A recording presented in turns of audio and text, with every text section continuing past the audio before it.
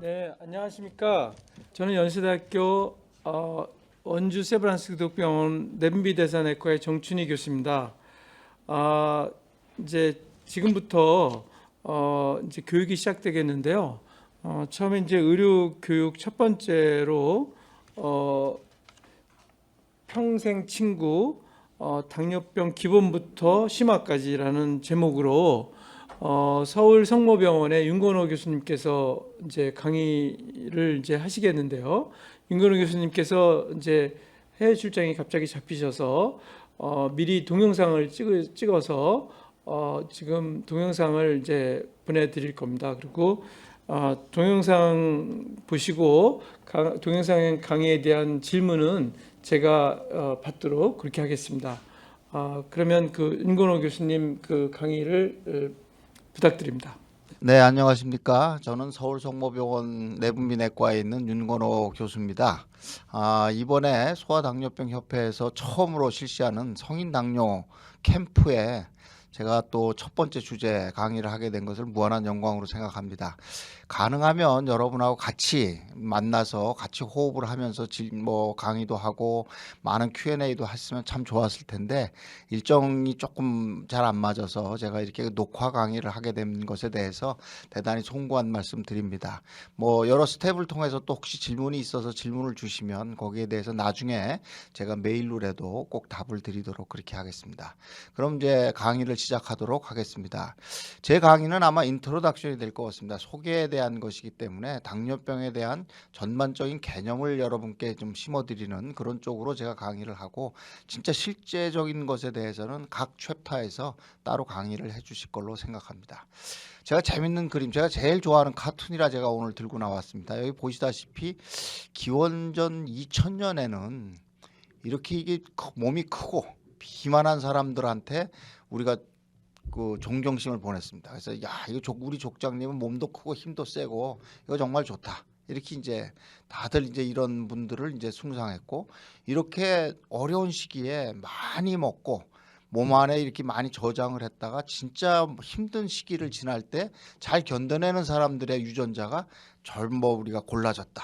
절약 형질 가설이다 이렇게 얘기를 하는데 이런 모양을 가졌던 것이 최근에는 오래 살고 그러다 보니까 이렇게 비만하고 몸이 크신 분들이 날씬한 분들을 숭상하는 그런 시기가 됐어요. 아주 간단한 그림이긴 하지만 이것이 당뇨병을 설명해주는 굉장히 중요한 그림이 되겠습니다. 왜냐하면 지난 한 4, 5천 년 동안 우리의 유전자는 이렇게 선택이 됐다 이겁니다. 그러니까 잘 먹고 신나게 먹고 뚱뚱하고 몸 안에 에너지를 저장했다가 정말 어려운 시기를 우리나라에서 이제 그걸 보릿고개라고 얘기했고 이런 사냥을 하는 유목민족인 경우에는 겨울을 나기가 너무너무 어렵잖아요. 그러니까 우리가 얘기하는 보릿고개와 비슷하게 그때를 잘 견뎌내기 위해서는 몸 안에 저장을 잘하고 많이 먹고 소화를 잘 시킬 수 있는 사람들이 건강하고 살아남고 족장의 지위를 차지했는가 했는데 그런 유전자 때문에 우리는 쉽게 비만해질 수 있고 쉽게 많이 먹게 됩니다.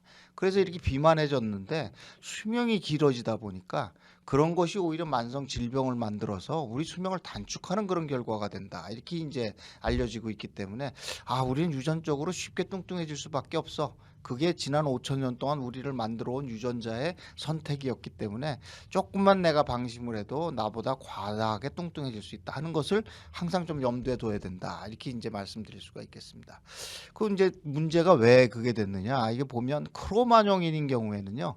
평균 수명이 우리가 18세입니다. 요새 우리가 얘기하는 강아지들 수명이 18세라고 그러는데 사람도 크로마뇽 시기에는 그만큼밖에 못 살았어요.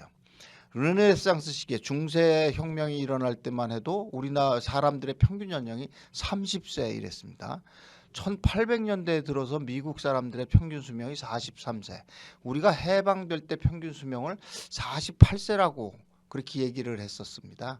근데 최근에 벌써 미국이 이제 78세, 우리나라도 80세에 벌써 다다랐고 2030년이 되면 100세라고 그럽니다. 그러니까 질병에 대한 개념이 굉장히 달라졌다. 굉장히 짧게 살고 50세 이하로 살다가 빨리 사망하는 경우에 우리가 겪어야 되는 질병들하고 100세를 바라보는 지금 시기에 우리의 질병은 완전히 다른 것이다 하는 개념 하에서 우리가 모든 질병의 관리에 접근해 가야 된다 하는 것이 중요한 포인트가 됩니다. 여러분이 그걸 잘 인식해 주셨으면 감사하겠습니다. 영어로 돼서 제가 이걸 한글로 못 바꿔서 죄송한데 이거 보시면 우리나라에서 1920년대 조선 총독부의 연계 연보가 있어요. 그때 한국에서의 주요 사망 원인을 보면 감염병, 소화기도 다 장티푸스 이질 같은 감염병, 레스피레토리가 결국은 폐렴 같은 감염병, 뉴럴로지도 뇌 감염병, 뇌에 대한 감염, 시스템이라는 것도 결국 감염병. 이제 1위부터 5위가 다 감염병이고 그것이 거의 1960년대 말까지 이게 지속이 됐다가 1980년대가 되면서 감염병이 거의 사라집니다. 여섯 번째 결핵 정도 남아 있는 정도가 되고 1990년도가 들어서면 거의 이제 감염병은 사망 원인에 들어오질 못합니다. 그 다음에 2000년대에 들어와서 보면 혈관병, 암, 당뇨병, 간질환 이런 것들이 이제 문제가 되기 시작한다. 그래서 우리도 수명이 연장이 되고 경제 수준이 올라가고 여러 가지 위생이 좋아지니까 감염성 질환에서 만성 질환으로 완전히 질병이 바뀌었구나. 그러고 이런 변화를 인지해야 우리가 잘 치료할 수 있구나 하는 생각을 해야 됩니다. 최근에 1919년의 사망 원인을 보면 암이 1등입니다. 그다음에 심혈관 질환이 2등이 되고 폐렴이 있는데 젊은 사람 폐렴으로 인한 사망은 거의 없습니다. 대부분의 이제 폐렴의 질환은 노인성 폐렴으로 사망하게 되고 최근에 좀 이게 더 올라갔을 걸로 생각합니다. 왜냐하면 이제 코비드 코로나 감염병이 우리가 한 2년 반 동안 굉장히 성행했기 때문에 이로 인한 사망이 꽤 증가했을 거고 암, 심혈관 질환, 그다음에 감염병 질환 그다음에 자살이 우리나라가 이제 사회적인 스트레스가 많아서 높고 그다음에 이제 당뇨병, 치매 이런 것들이 이제 우리나라의 사망 원인이다. 그러니까 만성 질환으로 인한 당뇨병, 고혈압, 비만이 유발하는 심장 질환과 뇌혈관 질환이 전체 사망의 반을 차지하는구나. 우리가 이거를 어떻게든 막아야 되겠다 하는 것이 이제 우리가 치료의 목표가 되는 것입니다. 옛날 슬라이드를 제가 가져왔어요. 2003년도, 2001년도에 실렸던 20년 전의 슬라이드인데 그때 당뇨병의 인구가 얼마냐? 약 한 2억 정도 된다.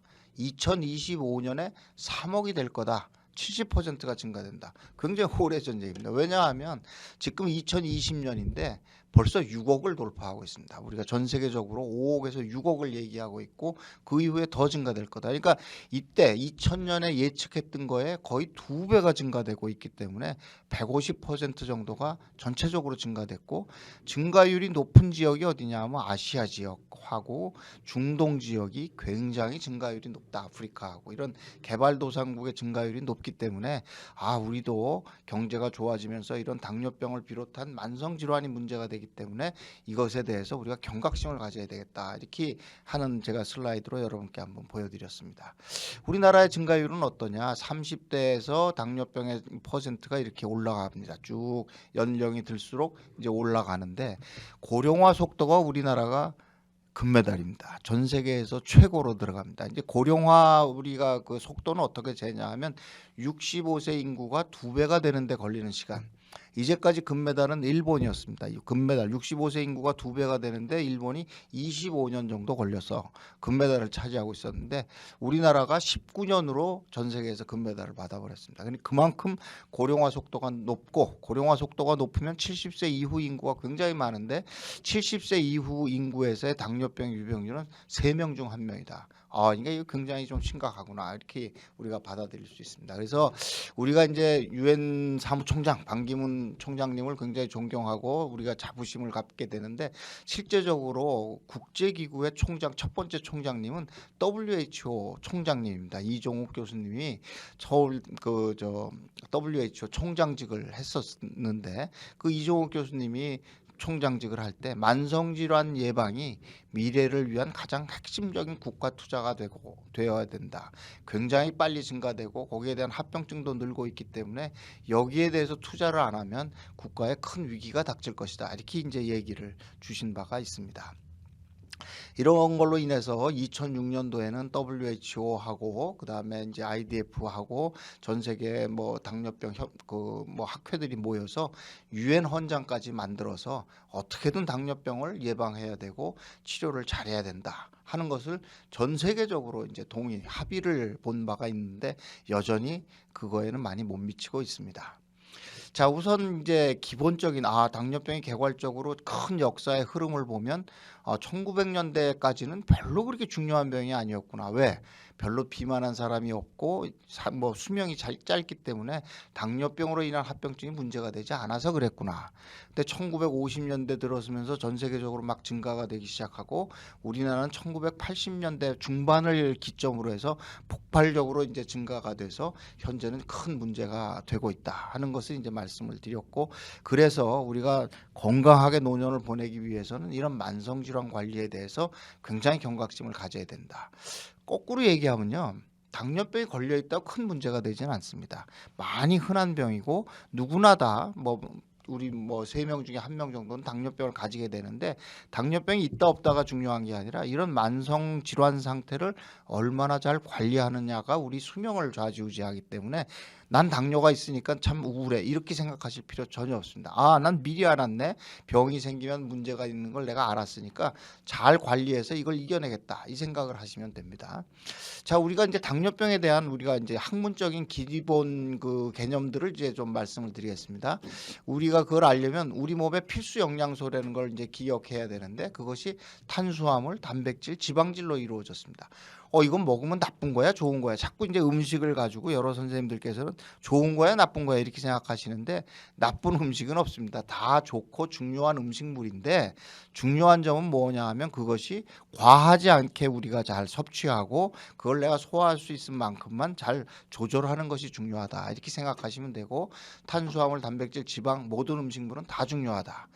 자, 그러면 이런 것들이 음식을 먹었을 때, 음식을 공복 상태가 오래 지속될 때 어떤 변화가 생기느냐? 피 속으로 우리가 식사를 해서 영양분이 피 속에 오게 되면 맨 먼저 췌장 쪽으로 가게 됩니다. 췌장 쪽에 가서 나 이만큼 먹었어. 그러면 영양분의 포도당하고 인슐린이 같이 분비가 돼서 그것이 제일 첫 번째로 다다르는 데가 간에 이르게 됩니다. 간에 가면 야, 이제 간 너는 쉬고 우리가 준 영양소를 저장해 줘. 그래서 간의 창고에 포도당을 가득 채웁니다.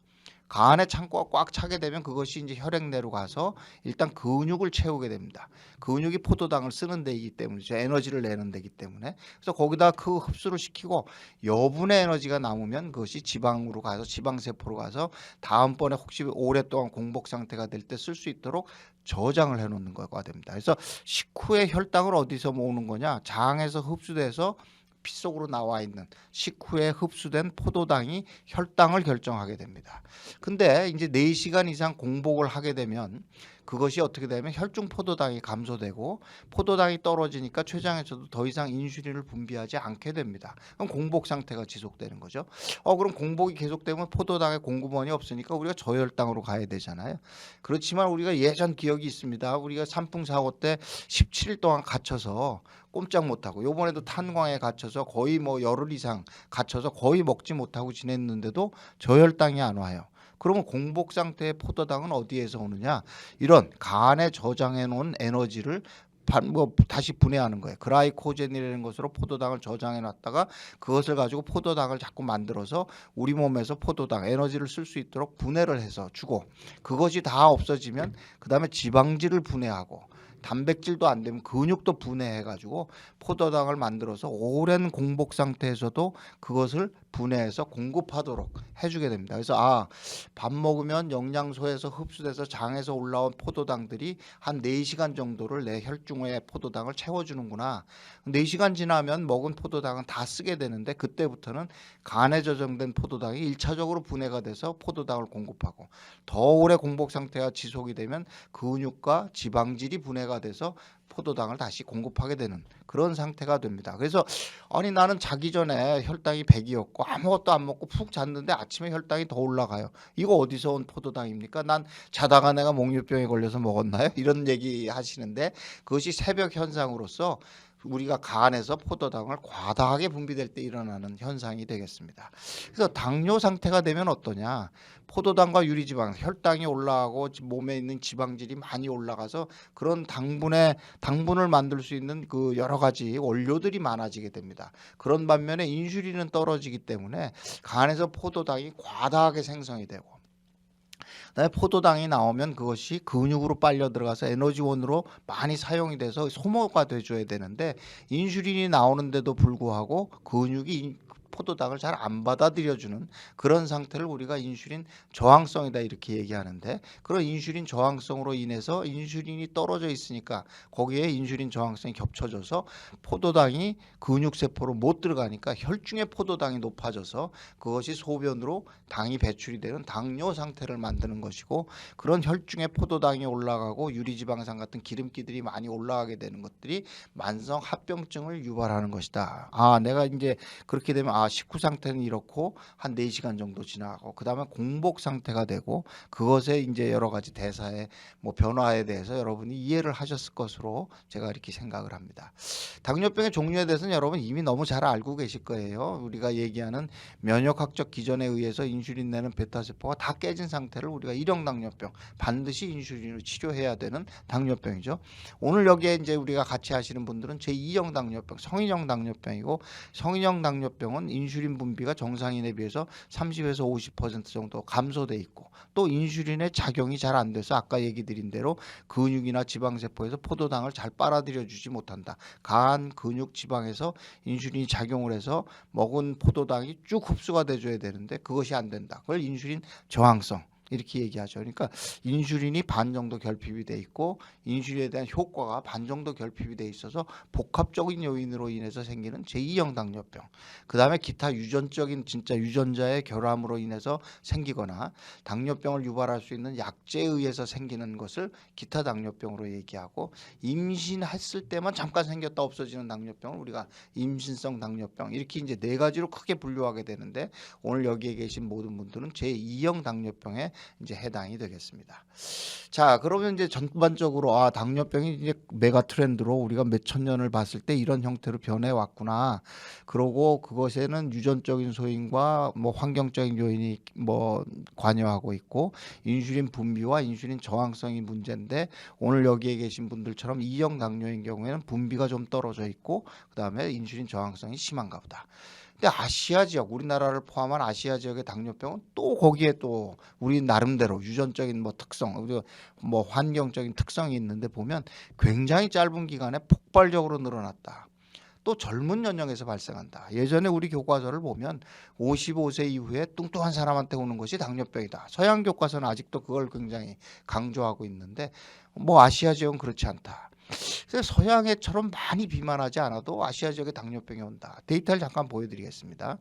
아시아 지역에서 보면 똑같은 기간 내에 1970년에서 1990년 20년간을 우리가 보면 당뇨병이 한 10에서 20% 정도 미국은 증가됐는데, 아시아 지역은 3배에서 6배 정도가 증가되는 것이 이제 관찰이 돼서 제가 2006년도에 이제 란셋에 보고한 바가 있습니다.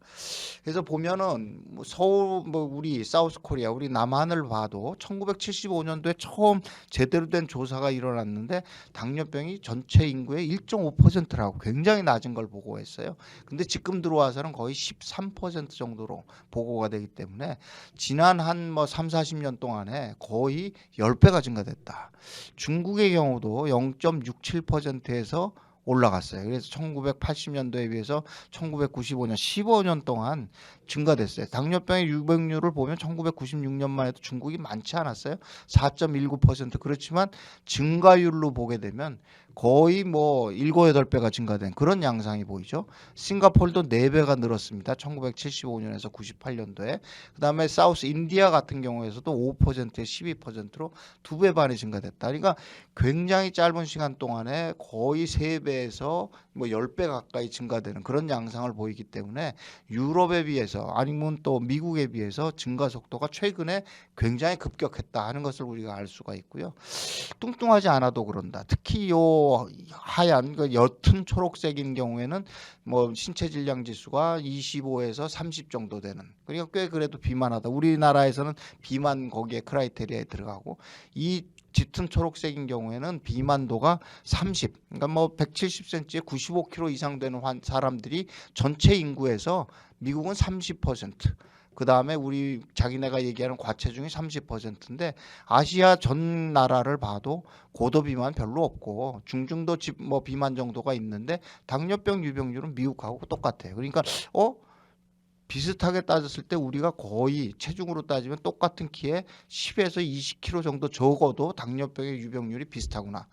아, 우리는 굉장히 어떤 환경의 변화가 조금만 와도, 조금만 비만해도 당뇨병이 쉽게 생기는구나. 그렇게 이제 알 수가 있는 거죠.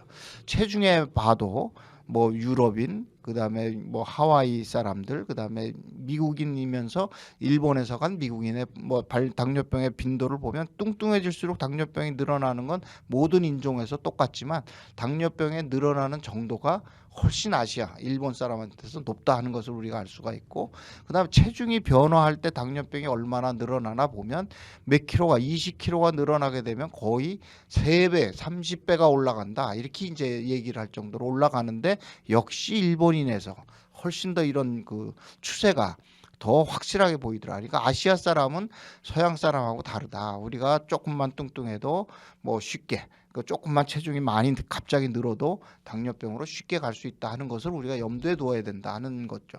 그다음에 젊은 연령에서 많다 이겁니다. 30대에서의 당뇨병의 유병률을 이렇게 보게 되면은 30대의 당뇨병 유병률의 남자를 보면 미국은 요 정도밖에 안 되는데 거의 2~3배가 되는 것을 이제 한국인이 타일랜드 이런 데 2~3배가 되는 것을 볼 수가 있습니다. 여자인 경우도 비슷하고요. 미국에서 이게 뭐 몇십 년 동안 추적한 데이터인데 여기서 보면 45세 인구에서의 당뇨병은 거의 1%에서 변화가 없습니다. 90년대 현재까지도 그렇게 많이 늘지 않는데 우리나라의 이제 연령별 당뇨병 유병률을 그 시기별로 우리가 조사한 걸 보면 1970년도에 한 1~2% 30대, 그다음에 40대가 한 2% 정도 됐는데 90년도에 들어오면 이게 4에서 6%로 굉장히 올라갔죠. 그러니까 30~40대 당뇨병의 유병률을 미국하고 비교해 보면 4배, 5배가 올라간다. 굉장히 젊은 연령에서 오고 급격하게 증가되고 덜 비만해도 생긴다 하는 것을 우리가 알 수가 있고, 그런 덜 비만, 젊은 연령에서 발생하는 당뇨병의 유병률이 높은 데가 어디냐 하면 이 서태평양 지역하고 그다음에 인도를 비롯한 미들 이스트 그쪽 지역에서 굉장히 많이 생긴다. 그러니까 아시아 쪽의 인종을 가진 쪽에서는 상당히 젊어서 당뇨병이 발생한다. 그래서 미국에서는 적어도 50세부터 당뇨병을 우리가 이제 검사하는 게 좋다. 하지만 한국 당뇨병학회에서는 적어도 40세부터 당뇨병 검사를 시작하고 가족 중에 당뇨병이 있으면 30대부터 시작하는 것이 좋겠다 하고 권고를 하고 있습니다. 이런 결과로 인해서 사망률이 뭐 이런 서태평양과 사우스이스트 아시아, 인도를 비롯한 이쪽에 당뇨병의 사망률이 상당히 높고 혈액 투석을 하는 그 나라도 봐도 상위 10개 나라 중에 거의 8개 나라가 아시아 지역에 속해 있다. 그러니까 당뇨병이 일찍 생겨서 젊은 사람한테 와서 오랫동안 가기 때문에 당뇨병의 만성 합병증인 신부전증이 상당히 높다 하는 것을 우리가 이 데이터를 봐도 알 수가 있습니다. 그래서 유념해야 될 것은 아시아 지역은 조금만 환경이 변화했을 때 유전적으로 쉽게 당뇨병이 생기는구나. 그런데 그것의 특징을 보면 짧은 시간에 많이 증가되고 조금만 비만해도 생기고 젊은 연령에 오고, 그러니까 젊어서 당뇨병이 생겼을 때 문제는 뭐냐 하면 서양인들은 심혈관 질환으로 많이 사망을 한다. 70% 정도가 심혈관 질환에 의한 사망이다. 그렇지만 동양 우리 자료를 보면 그런 거와 달라요. 암으로 인해서 많이 사망하고 그다음에 만성 신부전이 더 문제가 되고 그다음에 심혈관 질환으로 인해서 사망을 하게 됩니다. 왜 그러냐? 젊어서 당뇨병이 생겼는데 이때는 이미 혈관은 깨끗한 상태에서 당뇨병이 생겼어요. 그러면서 당뇨병을 서양에 비해서 더 오랜 기간을 앓게 되니까 당뇨병의 특이 합병증이 옵니다. 그냥 나이가 들어서 온 당뇨병의 일반적인 합병증인 심내혈관 질환보다도 이런 신장 질환, 그다음에 암 발생 이런 것이 높아지기 때문에 오히려 그런 쪽에 더 우리가 신경을 써야 되고 훨씬 더 혈당 조절에 오랜 기간을 하니까 신경을 더 많이 써야 된다 하는 것이 우리 특징이다 하는 것들을 염두에 두셨으면 좋겠다 이렇게 말씀을 드립니다. 요약해 보면 제2형 당뇨병이 아시아 전체 국가에 큰 사회 경제적인 문제를 일으키고 있는데 특징은 짧은 시간에 확 증가되고 있고 덜 비만해도 많이 생기고 일찍 발병한다. 따라서 만성 합병증으로 인한 만성 합병증의 발병률이 높고 사망률이 높다는 것을 염두에 둬야 되고 이것을 우리가 막기 위해서는 철저한 혈당 조절이 아주 젊어서부터 꾸준히 이루어져야 된다 하는 것을 우리가 꼭 생각해야 된다고 말씀드릴 수가 있습니다. 그런 유전적인 소인이 진짜 그럼 있는 거냐 이게 우리가 관심이 있는데 미국 캘리포니아에서 아주 오래전에 벌써 한 2002년도니까 20년 전에 재밌는 연구 결과가 있는데 미국에 사는 필리핀 여자들로 이제 딱 구성을 해서 자 그러면 92년에서 99년까지 한 7년 동안 당뇨병, 고혈압, 고지혈증, 공복혈당 장애, 대사증후군이 생기는 빈도를 이제 봤더니 똑같이 비만하고 똑같은 나이를 가진 백인과 필리핀 여자를 비교했을 때 필리핀 쪽에서 당뇨병과 고혈압 유병률이 3배, 거의 2배만큼 높다. 결국 뭐냐 하면 똑같은 환경에 처해서 똑같이 비만해지면 이런 만성질환에 대한 그 유병률이 거의 2배에서 4배만큼 우리가 높다. 그만큼 유전적인 형질이 이런 대사질환에 우리가 민감하다. 이렇게 이제 우리가 받아들여야 됩니다.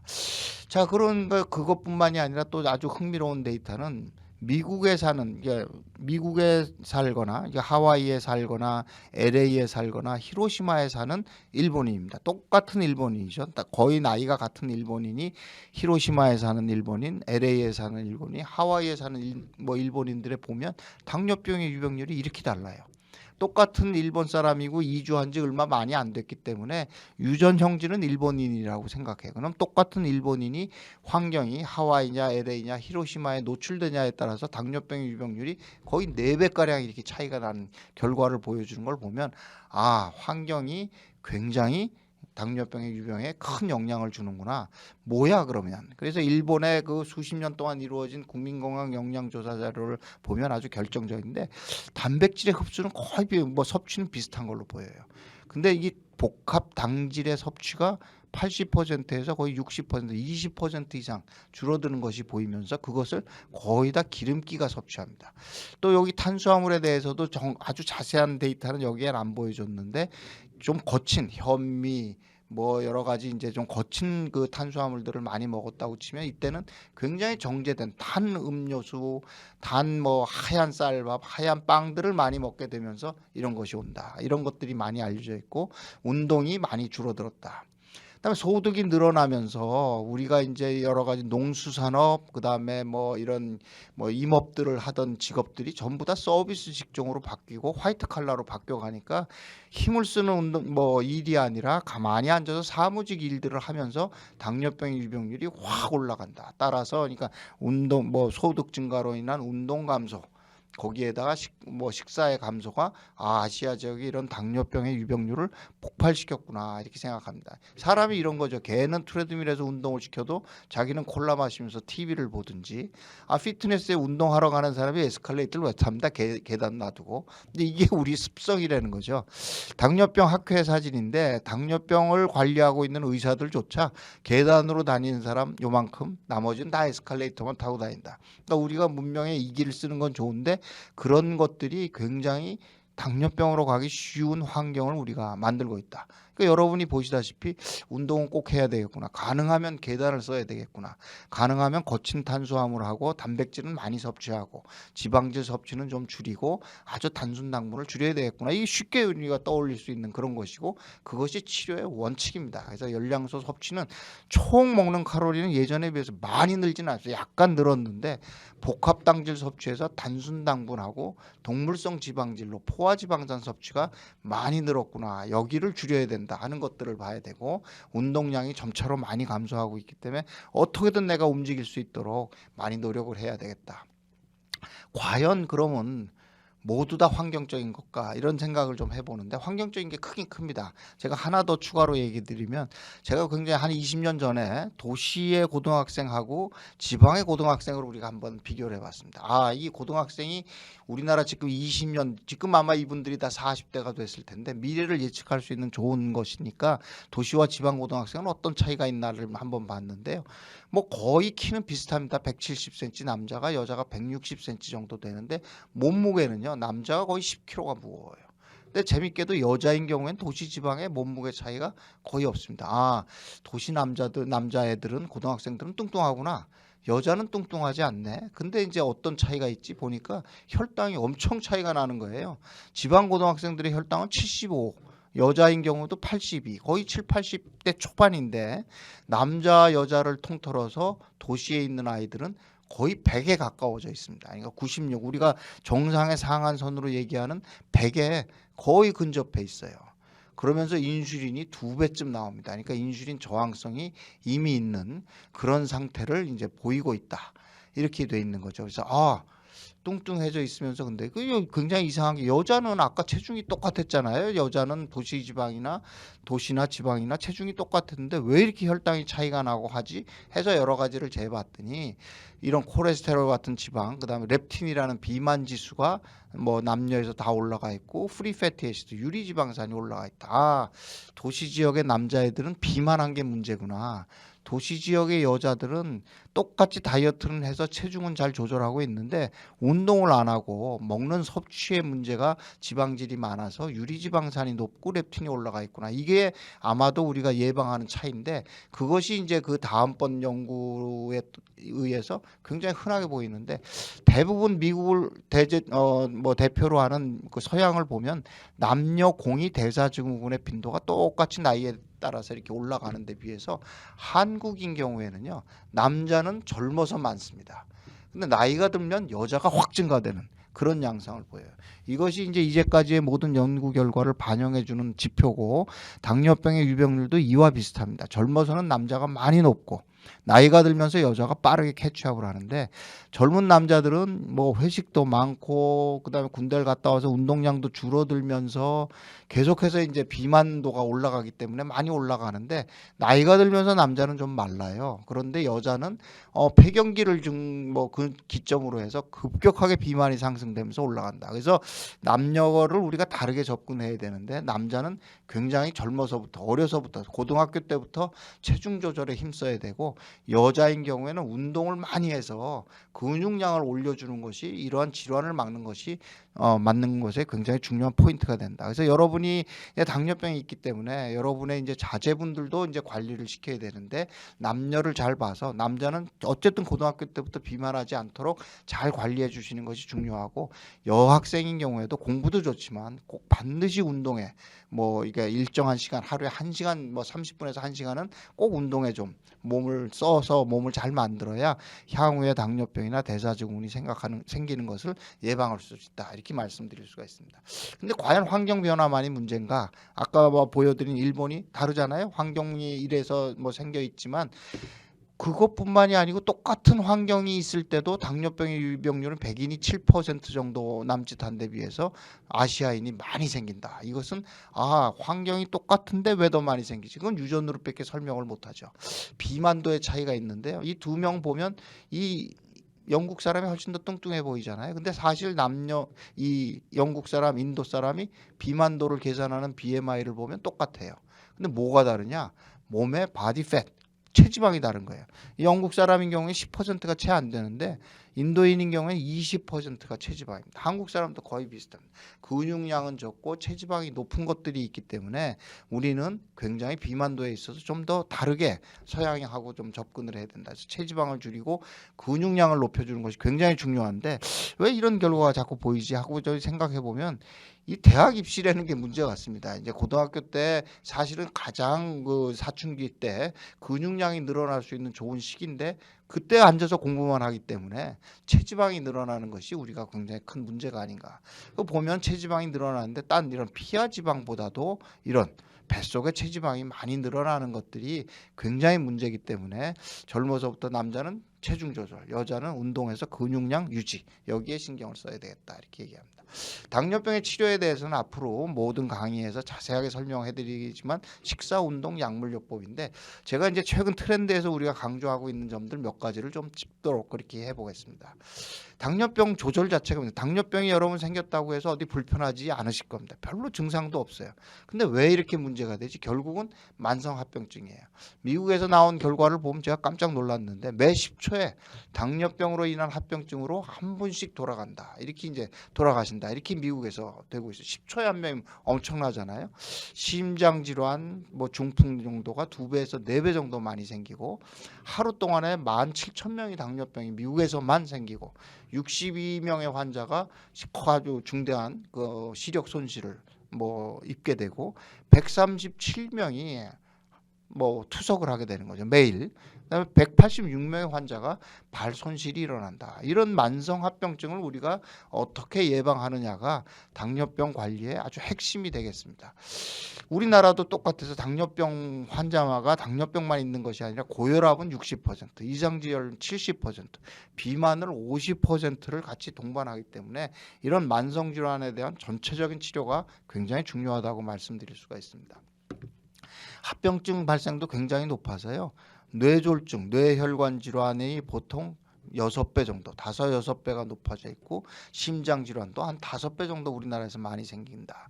우리가 스텐트 많이 하셔서 잘 알잖아요. 스텐트는 거의 7배 정도 당뇨병 환자에서 더 많이 하는 것으로 알려져 있어요. 그래서 우리나라도 물론 만성 신부전이나 뭐 암 발생도 중요하기 때문에 그것도 우리가 잘 봐야 되지만 이런 혈관 합병증도 잘 예방해야 되겠구나 하는 것은 뭐 우리가 피할 수 없는 사실이다 이렇게 말씀드리고, 그다음 미세혈관 합병증도 신뢰해서 전체 당뇨 환자 중에 한 1.2%의 환자들이 만성 신부전이 돼서 투석을 지금 앞두고 있지만 투석하는 전체 환자를 봐도 거의 40%가 당뇨병 환자로 지금 알려져 있기 때문에 대부분의 투석하는 환자의 반 정도가 당뇨병 때문에 온다. 그러니까 당뇨병을 얼마나 잘 조절해야 될지 우리가 이제 알 수 있는 거죠. 사망률도 거의 2배. 똑같이 만성 신부전이 돼서 투석을 하게 되더라도 그것으로 인한 사망률이 거의 당뇨병이 있으면 2배로 올라가기 때문에 더 잘 조절해야 된다. 죄송합니다. 당뇨병의 망막증도 전체 당뇨병 환자의 16% 정도가 발생하기 때문에 미세혈관 합병증도 잘해야 된다. 이것은 무조건 혈당 조절에 비례합니다. 대혈관 합병증 중요하구나. 그것은 동반된 고혈압, 고지혈증, 비만을 같이 혈당과 같이 조절해야 되겠구나 하는 것이 이제 우리가 뭐 앞으로 놔야 되는 것이고, 어떻게 예방하느냐? 혈당 조절 잘하면 예방된다 이겁니다. 심한, 우리가 이제 당뇨병 중에서도 심한 일형 환자를 대상으로 한 연구인데 한 10년 동안 당화혈색소를 7%로만 유지시키면 당뇨병의 합병증이 발생하는 걸 75% 예방한다. 이미 합병증을 가지고 있는 환자라도 합병증의 진행은 50% 이상 막을 수가 있다. 이것이 평균 7%니까 사실은 7%보다 낮게 6에서 7% 사이로 쭉 간 사람들은 거의 합병증이 안 온다고 생각해도 되는 거죠. 혈당 조절 잘하면 당뇨병의 합병증은 안 생기는 거구나. 우리가 이제 이렇게 생각할 수가 있는데 진짜 잘하고 있어? 합병증이 안 생길 정도로 당뇨 조절을 하고 있는 분들은 전체 당뇨 환자 중에 반밖에 되지 않습니다. 반이 채 안 됩니다. 7%가 유지가. 혈압 및 혈당 조절률까지 다 포함하게 되면 오로 10%의 환자가 혈당, 혈압, 그다음에 지질 농도를 치료 목표를 달성하고 있다. 이거 왜 좋은 약도 그렇게 많이 생기고 병원 문턱도 이렇게 낮춰줬는데도 잘 안 되느냐? 문제는 꾸준하게 본인이 열심히 조절해야 되는데 치료를 한 1년에 270일 이상 약을 꾸준히 잘 복용하고 병원을 꾸준히 다니는 환자가 놀랍게도 반밖에 되지 않아요. 우리나라의 당뇨병 인지율은 굉장히 높아서 90% 이상의 환자들이 본인이 당뇨병이 있는지는 알고 있는 거예요. 그런데 그런 환자분들 중에 꾸준하게 병원을 다니면서 관리에 힘쓰시는 분은 반밖에 되질 않아요. 그러니까 우리가 치료 조절률이 거기에 달성하시는 분이 불과 50%밖에 되지 않는 거죠. 그러니까 조금 더 자주 다니고 잘 치료해야 되겠다 하는 생각들을 여러분이 해주셔야 되고, 그러기 위해서 요새 최근에 강조하고 있는 것은 질병에 대해서 환자가 굉장히 잘 알아야 된다. 이제는 우리가 이제 아주 뭐라고 그러냐, 끌려가는 패시브한 개념의 환자보다는 능동적으로 내가 내 거 진료해야 되겠구나 하는 것이 굉장히 중요해서 우리가 요새는 환자 중심 의료 체계를 만들어야 되겠다 하는 얘기들을 많이 합니다. 그래서 모든 환자의 의료 정보를 환자한테 몰아줘야 되겠다 하는 것이 지금 굉장히 큰 그 이슈가 되고, 또 하나 굉장히 중요한 것이 뭐냐 하면 환자의 치료에 이제까지는 의사가 거의 다 주도를 하고 환자는 그냥 따라오는 거였다면 이제는 그렇지 않다. 환자 중심에서 환자가 가야 되고 모든 치료에 대해서 환자가 잘 설명을 듣고 자기 결정권을 가져야 된다. 치료에 대해서 환자가 적극적으로 나서고 주체가 되어야 된다. 이제는 의사가 보조고 내 치료는 내가 주체가 돼야 된다 하는 것이 굉장히 중요하고요. 그러기 위해서 여러 환자분들도 내 의료 정보를 잘 모아야 되고 거기에 대해서 공부를 열심히 해야 되는데, 그런 것이 이제 이런 당뇨 캠프를 통해서 이루어지지 않을까 이렇게 이제 저는 바라고 있습니다. 국가도 그것에 대해서 굉장히 잘 이해하고 있어서 제가 지난 3년 동안 4차 산업혁명위원회 내 디지털 헬스케어 특별위원회 위원장으로서 어떻게 하면 환자분들한테 의료 정보를 전달해 줄 거냐 이렇게 해서 개인 주도형 의료 데이터 이용 활성화 전략을 저희가 이제 만들어서 실현을 했습니다. 그래서 이제 만들어진 게 마이 헬스웨이라는 이름으로 모든 기관에 흩어져 있는 의료 정보를 환자한테 다 넘겨주자. 그럼 그거 받은 환자는 그 정보를 자기의 주치의와 공유를 해서 내 건강 정보를 내 의사한테 전달을 해서 내 건강을 스스로 챙기고 모든 내 건강 정보를 내 손안에 갖도록 하겠다. 그런 모든 인프라는 나라가 깔아주고 환자는 이런 정보를 갖게 될 것이고 그 정보는 주치의와 쉐어해서 내 치료를 잘하도록 한다. 또 주치의하고의 어떤 의료 정보에 어떤 한계가 있다면 그것을 관리해주는 건강관리 회사들도 적극적으로 여기에 참여해서 환자분들의 진료를 돕도록 우리가 만들어야 되겠다. 이렇게 이제 만들었고, 거기에 대해서 이제 만들어진 것이 나의 건강 기록 이런 앱을 저희가 만들었습니다. 여러분들도 구글 스토어 가면 나의 건강 기록을 받으실 수 있고요. 이런 나건기 그러는데 그것을 앱을 다운로드 받아서 여러분이 인증을 하시게 되면 여러분의 모든 그 공공 데이터를 다 받으실 수가 있습니다. 심평원에서 여러분 처방 데이터 다 받으실 수가 있어요. 또 새로운 병원에 가실 때 그 처방 기록을 가지고 보여주면 의사가 쉽게 그걸 이용할 수 있습니다. 건강보험공단에서 실시한 건강검진 자료도 거기에 다 있고, SLS, 삼성헬스 같은 것을 쓰시는 분은 삼성헬스의 모든 라이프로그 데이터도 거기에서 다운로드를 받으실 수가 있고요. 질병관리본부에서 한 백신 접종 기록도 거기에 다 있습니다. 그래서 나라에서 모으는 공공정보는, 공공의료 정보는 다 개인한테 지금 전달을 하고 있습니다.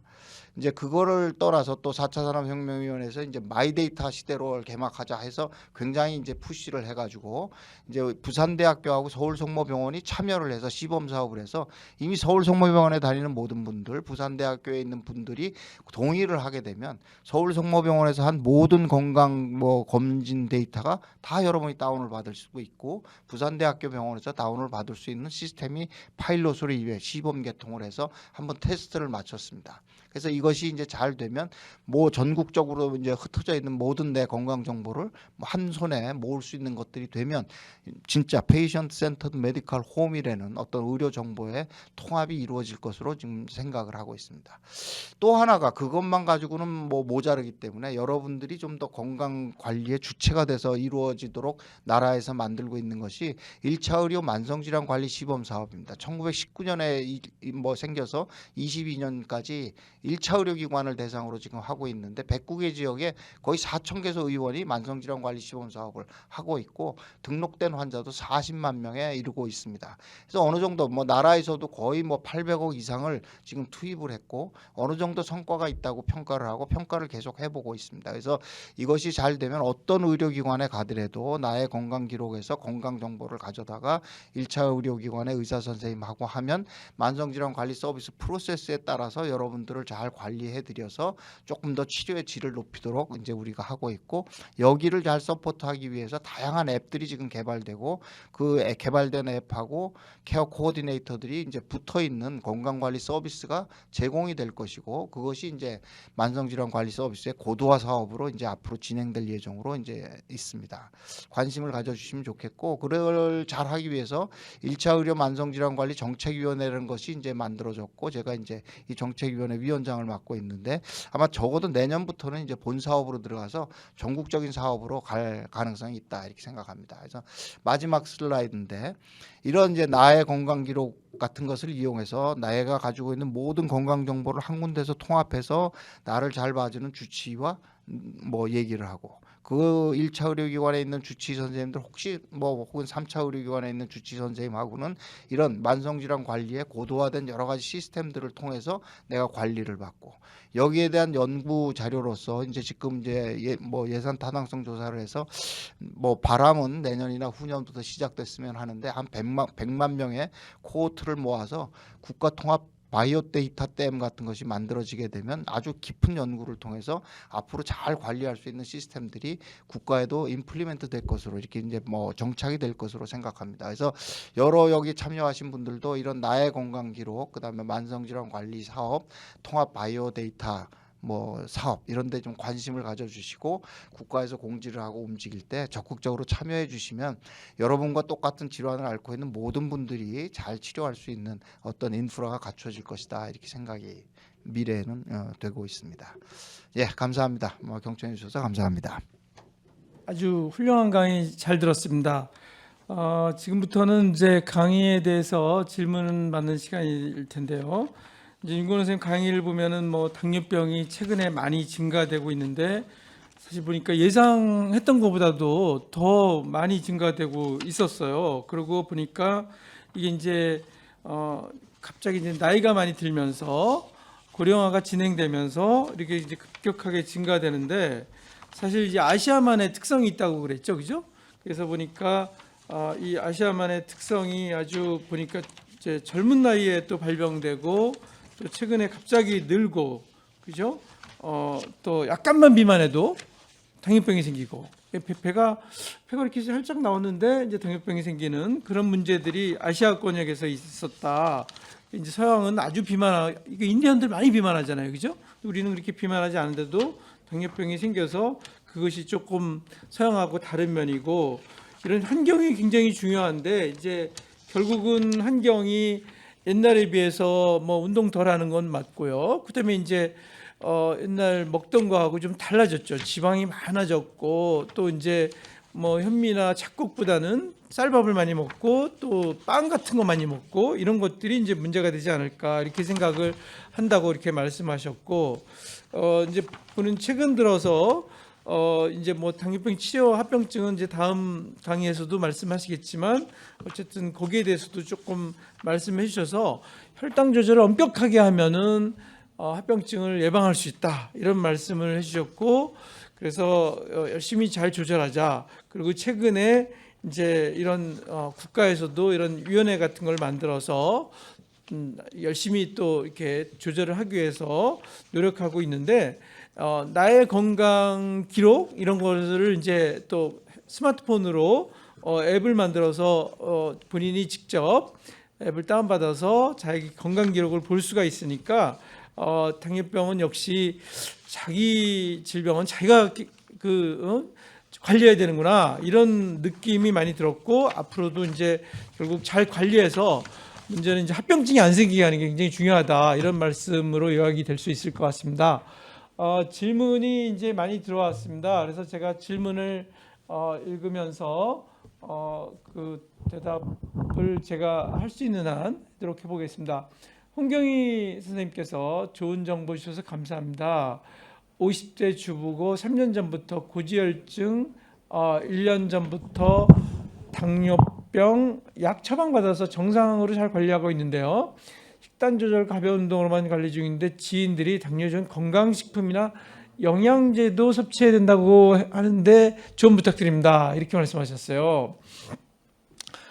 건강기능식품하고 영양제가 사실 실제로 당뇨약보다도 더 많이 처방하고 본인이 사서 먹고 있고 그 비용도 더 많이 들고 있다고 지금 통계가 나와 있어요. 근데 이 건강기능식품 중에는 뭐 일부 필요한 것도 있겠지만 검증 안 된 것들이 너무 많고 또 이 영양제도 실제로 불필요한 경우가 많습니다.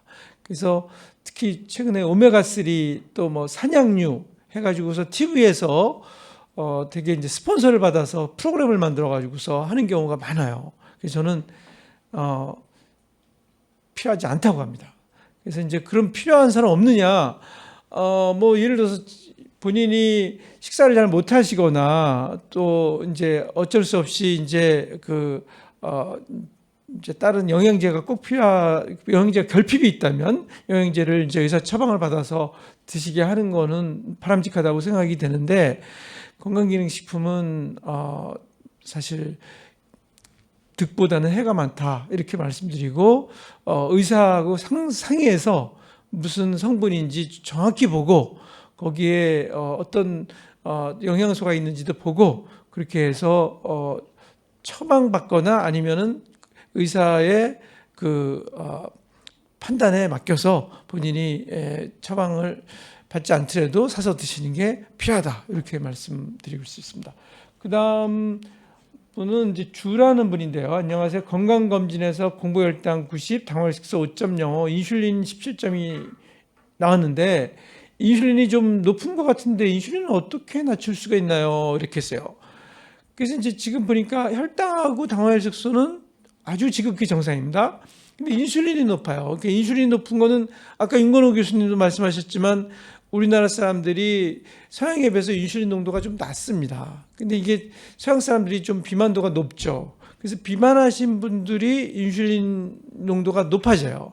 그래서 처음에 이제 혈당이 안 올라가는 거는, 비만했는데 혈당이 안 올라가는 거는 췌장에서 인슐린 분비를 많이 해가지고 혈당을 떨어뜨리기 때문에 혈당이 안 올라가는 거예요. 그러다가 이제 인슐린이 처음에 많이 비만해지면 인슐린이 많이 올라가다가 나중에 이제 췌장이 뚱뚱해지겠죠, 그죠? 인슐린 많이 분비해야 되니까. 그러다가 이제 더 이상 인슐린 분비를 하기가 힘들어지면 그때는 이제 당이 올라가게 되겠죠. 그러니까 지금 아마 살짝 비만하셔서 그런 거 아닌가 이렇게 생각이 들고요. 특히 살짝 비만하지 않다 그렇다면 체내 지방이 많은 경우가 그럴 수가 있어요. 그러니까 비만하지 않은데 복부가 나왔다든지, 난 복부 괜찮은데, 그런 경우에는 특히 운동선수들이 보면은 이렇게 운동을 하다가 안 하시는 분들이 근육에 지방이 쌓이는 경우가 있어요. 그런 경우가 있기 때문에 배가 그렇게 많이 안 나왔는데도. 그래서 특히 뭐 운동선수들 뭐 운동하다가 다리 다칠 수 있잖아요, 그죠? 다리 부러지고 그러면은 운동 못하면 그러면 이제 이 지방이 쌓이게 됩니다. 그렇게 운동 많이 하다가 안 하는 경우, 그런 경우에 이제 지방이, 아까도 보면 남자 두 분을 이렇게 비교했잖아요. 비교했는데 뭐 체질량 지수는 똑같은데 보니까 오른쪽 분인가요? 그분이 CT를 찍어 보니까 이 내장 지방이 더 많은 거예요.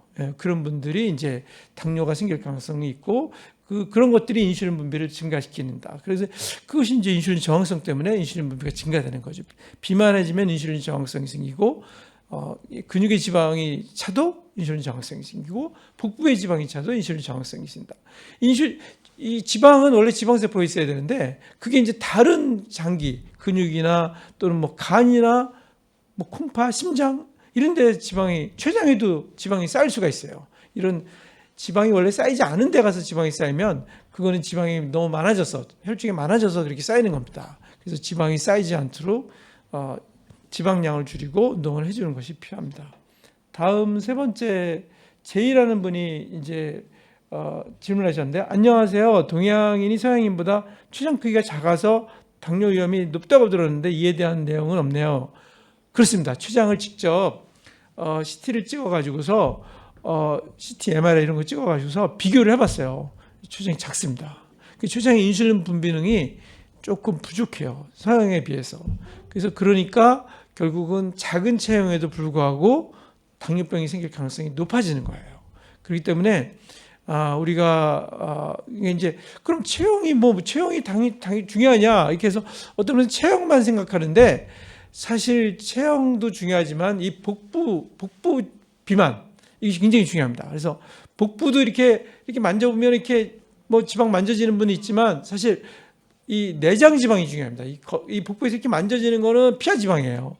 근데 내장 지방은 이렇게 잘 안 만져지죠, 그죠? CT 같은 거 찍어봐야 알아요. 이렇게 CT 찍으면은 이 장을 둘러싸고 있는 그 지방, 그런 지방들이 내장 지방입니다. 그 내장 지방이 많아지면 결국 내장 지방은 왜 많아지겠어요?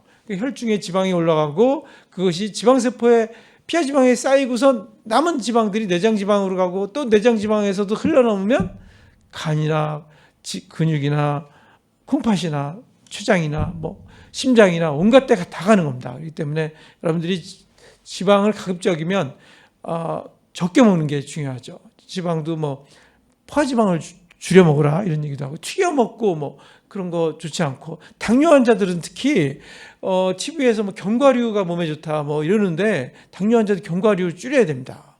그리고 뭐 들기름 많이 드시는 분이 있는데 들기름 때문에 중성지방 엄청 올라가고 당뇨는 인슐린이 부족하기 때문에 중성지방이라는 게 많이 올라가는데 이 중성지방이 올라가면은 피가 끈적끈적해져요.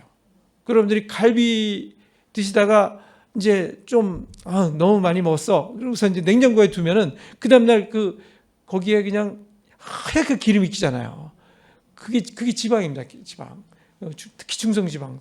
그러니까 여러분들이 그 지방이 그 혈액 중에 그렇게 많이 증가된다고 보면 엄청 끈적끈적해지고 피가 하얗게 되는 거예요. 그러니까 피가 원래 빨개야 되고 담배 피우면 피가 새카매지는데 그 지방을 많이 먹으면 그렇게 피가 하얘집니다. 끈적끈적해지고. 그다음에 질문이 두 분 더 있습니다. 방가온님, 40대 초반 당뇨 판정을 받은 남자인데요. 아시아인들이 당뇨가 지속되면서 암이나 만성신부전으로 넘어간다고 하는데 당뇨랑 암이 어떤 상관관계인지 알고 싶습니다. 당뇨는 대개 이제 비만해서 생기는 경우가 많고 실제로 비만해지면 증가되는 암이 대장암, 여성에서는 유방암입니다. 그러니까 당뇨가 결국은 암하고 관련이 있고 당뇨 있으면 암 발생률이 증가합니다. 그래서 비만해지지 않도록 하는 게 상당히 중요하고요.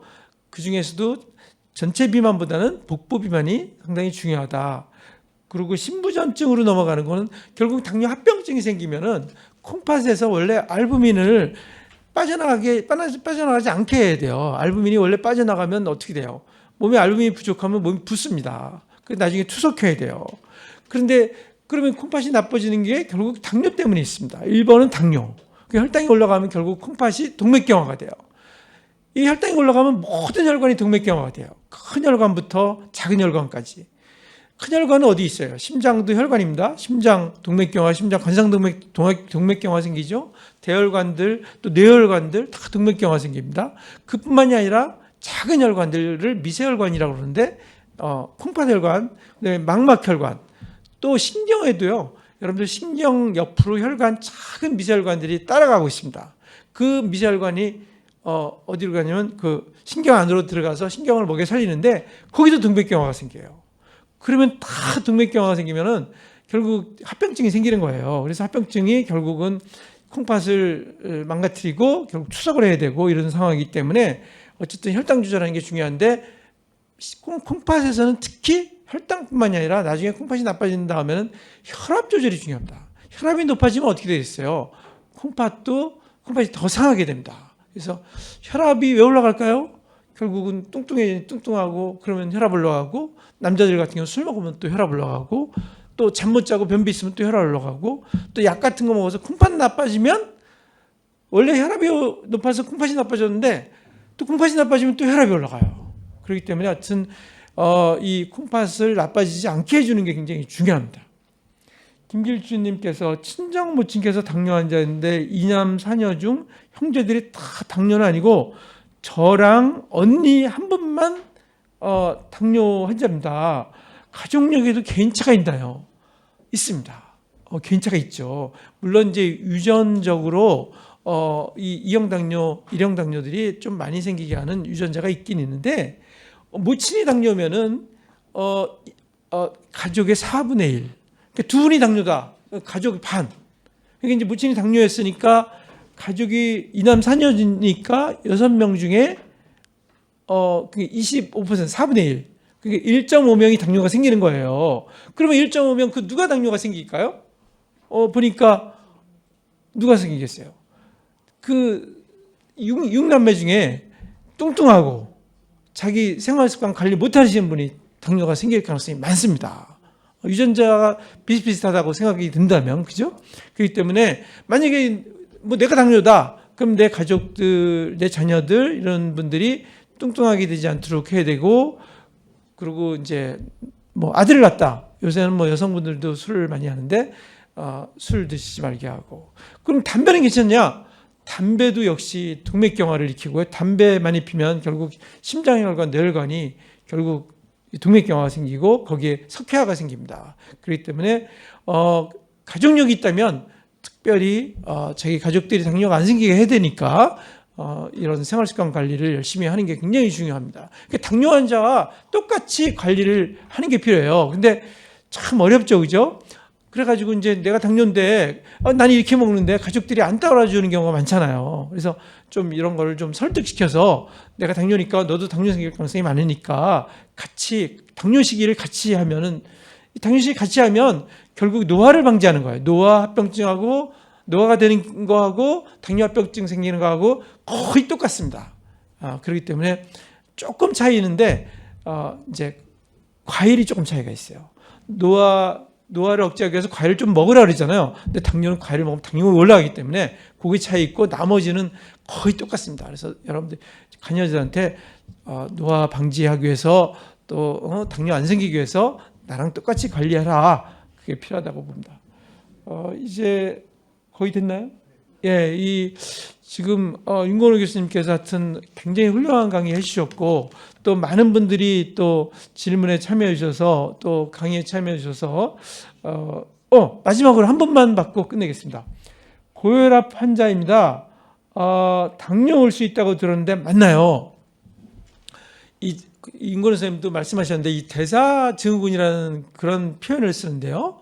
이게 뭐냐면 당뇨, 고혈압, 고지혈증, 복부비만 이런 것들이 같이 한꺼번에 올 수도 있지만 이게 시간차를 두고서 올 수가 있어요. 시간차를 두고. 처음에는 고혈압 약 먹고 있었는데 당뇨 생기고 또 그다음에 또 비만만 했는데 고지혈증만 있었는데 또 당뇨 생기고 고혈압 생기고. 근데 고혈압 치료하다가 당뇨 생기는 경우 꽤 많습니다. 근데 이제 고혈압 약 중에도 당뇨가 잘 생기는 고혈압 약이 있어요. 그래서 선생님한테 고혈압 약을 드시는 분들은 혹시 약 중에 혹시 당이 올라갈 만한 약이 있는지도 한번 여쭤보세요. 그리고 고혈압 약 드시는 분은 또 비만해지고 고지혈증 같이 있는 경우 있잖아요. 그런 분들은 당뇨 생기지 않기 위해서는 고혈압만 있어도 참 어려운데 또 당뇨 생기면 안 되잖아요. 그러니까 그 비만하고 고지혈증을 잘 관리해서 당뇨가 안 생기도록 하는 게 굉장히 중요합니다. 네. 더 질문이 많겠지만 시간이 돼서 오늘 그 첫 번째 강의 평생 친구 당뇨병 기본부터 심화까지 강의 시간을 마치도록 하겠습니다. 수고 많으셨습니다. 감사합니다.